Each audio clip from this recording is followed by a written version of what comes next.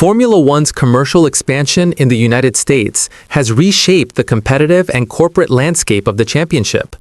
The growth, driven by new races in Miami and Las Vegas, combined with the global reach of the Netflix series Drive to Survive, has intensified American interest both on and off the track.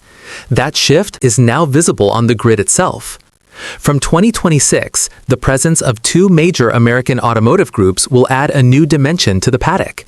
What might once have been a marketing narrative has evolved into a direct exchange of views between senior executives. Cadillac, backed by General Motors, will join the championship as the 11th team in 2026. Team principal Graham Loudon said in Bahrain that the project has a good base to build on.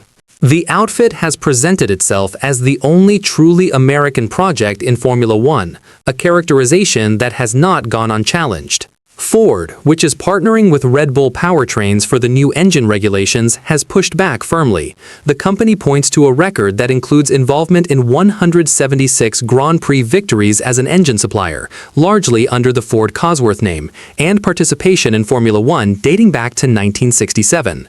Through Stewart and Jaguar, Ford also owned teams, even if they competed under a British license. Dan Taurus, CEO of the Cadillac F1 team, stated before the season that the Ford and GM projects are not comparable. Not even close, he said, arguing that Cadillac's entry carries a stronger element of national pride. Ford disputes that interpretation. A paddock source responded by noting that Cadillac's car is built in Silverstone and led by a British team principal, with motorista Sergio Perez and Valtteri Bottas questioning how exclusively American the operation is.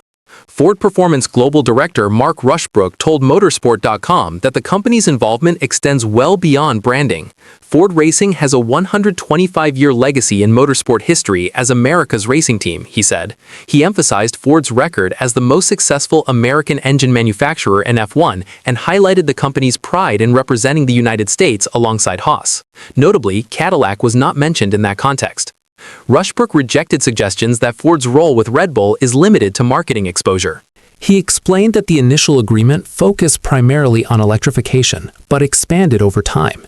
What we didn't expect and what initially wasn't our priority was the internal combustion engine. That changed during the program, he said. He added that Ford's advanced manufacturing facility in Dearborn is now producing components not only for the electrical systems, but also for the combustion side of the power unit. Ford Executive Chairman Bill Ford made a similar point in comments to The Athletic. He said the idea that the Red Bull partnership is merely promotional couldn't be further from the truth, and contrasted it with Cadillac's use of Ferrari power units rather than a proprietary GM engine.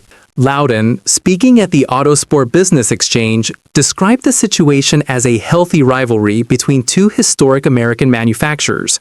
He suggested that such competition adds interest for fans, provided it remains constructive. With Ford and General Motors set to compete directly in Formula One for the first time in 2026, the commercial and technical stakes are clear. What's your take on the situation? Share your opinion below and don't forget to subscribe to the channel for more Formula One updates.